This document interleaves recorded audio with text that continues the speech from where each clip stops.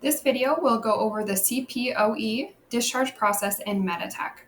On your main screen on your rounding list, you are going to select your patient and select discharge at the bottom.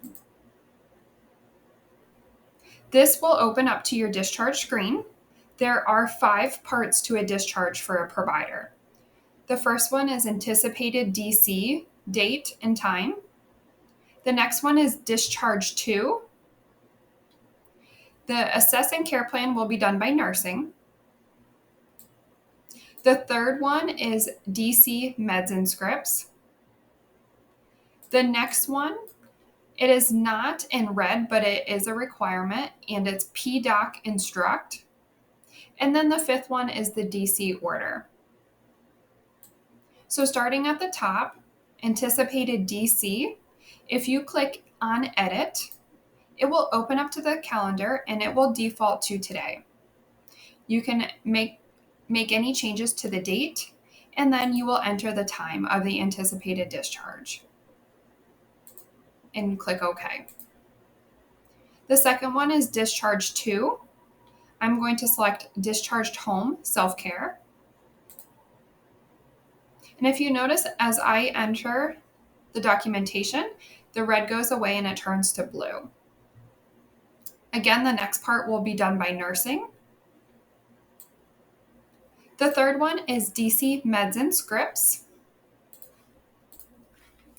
So again, when I click on DC meds and scripts, it will open up to the meds and scripts page.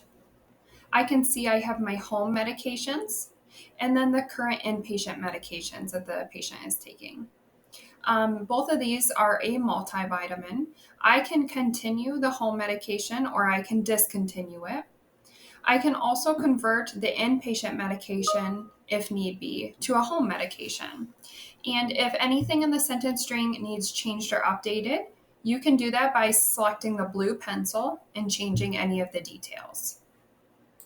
So I'm going to continue the home medication of the multivitamin. Because the inpatient medication is the same, I will not convert it. In the top right, I have the new button. When I click on that, you can enter new equipment orders, order sets, orders, prescriptions, referrals, or update the med list. So I'm going to go to prescriptions. And then you will type in the prescription at the search and the top. And select the order string that is closest to what you would like to send the patient home with. Click select at the bottom. And then you will select the sentence string that pertains to this order. Or at the top, you can change it yourself. You will enter the quantity and the units, and then you will click done. When you click done, it will take you back out to your prescription page. And you can see I have a new prescription for Tylenol down here at the bottom. Again, I can edit the details if need be using the pencil, or if it was added on accident, you can remove it from the list. If you are all done, you are going to click submit. This is your session summary page. So I have medication 2, I have continuing the multivitamin, and a new script for Tylenol. At the bottom, I will enter my PIN, which is the last 4 digits of my social security number, and click save and finalize. Once I click save and finalize, it will take me to this screen. So I have my Tylenol. It is going to Rite Aid and Countersport. That is the pharmacy that is already on the patient's file from when they were admitted. And then under action, if you click in this gray box, you can call in the prescription, print, or transmit. Just remember, all narcotics must be sent electronically. So for this one, I will transmit and click OK. Once I click OK, it will take me back out to my main screen. And I can see here that under DC meds and scripts, I have my new prescription of Tylenol and then the continued medication of a multivitamin. The next one I'm going to fill out is the PDoc Instruct. So I'm going to click on that. From here, I'm going to select Discharge Instructions Plan. And then from here, you will fill out what applies to the patient, such as diet, weight bearing, activity, any lifting, driving, return to work, school, discharge to. So you will go through and fill out anything pertinent to the patient. At the top, you have your service date, which does pull in the current date and time. You can change it by clicking on it and changing the date and time if need be. This operates as very similar to the note template when documenting.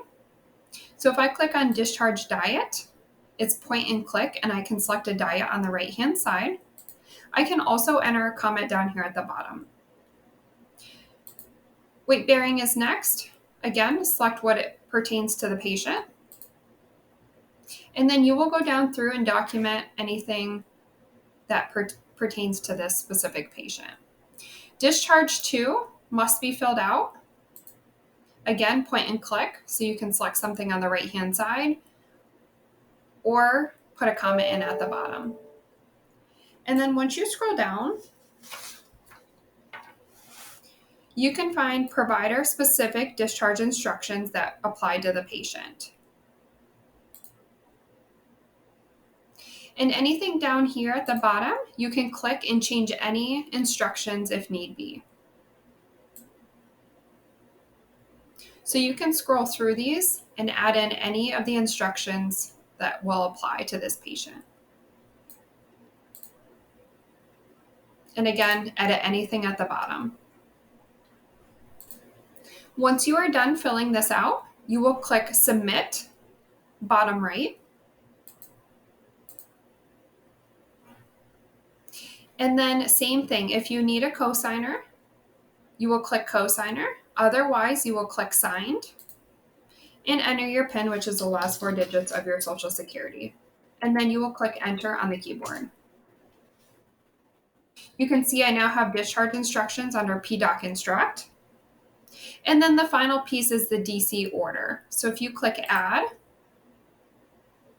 it should already be on your screen, Discharge Patient. Otherwise, if it is not, you can click or type in the search box, Discharge. And then you can click Select, and then fill out the required details.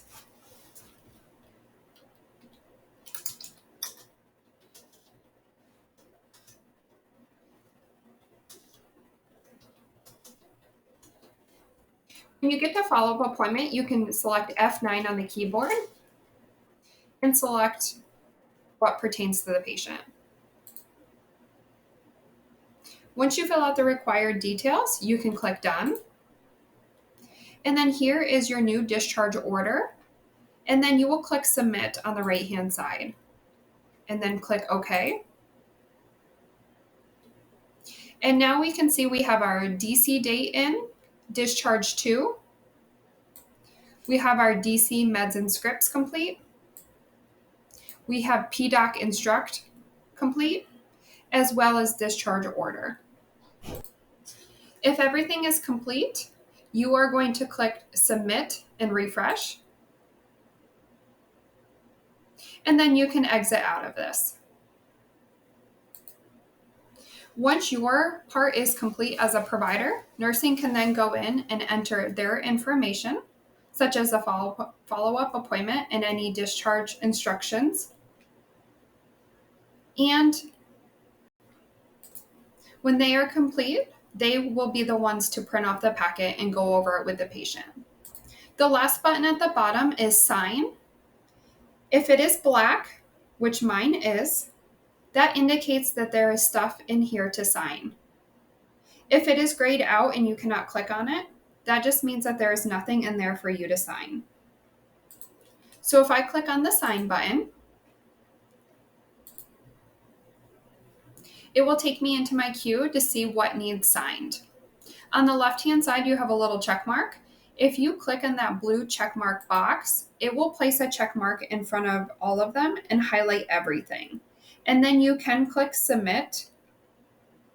However, we don't recommend you doing this until you view the details for each item. So if I double click on the first one, it will open up. I can view the details from here. And then I can click next. And then this is my second one that I can view the details on. Once I have viewed all the details, I can see I no longer can click on my next button. So I can return to my list, and now I can submit them by clicking on them individually and submitting, or highlighting and submitting. If you have one you want to reject, you can open it up and reject it. So I highlighted both of these, and I'm going to click submit since I've already viewed the detail. Again, it will require your PIN, and then you can click enter. Once I click enter, I sign them off, and at the bottom, I can no longer click on my sign button as there's nothing in here to sign off.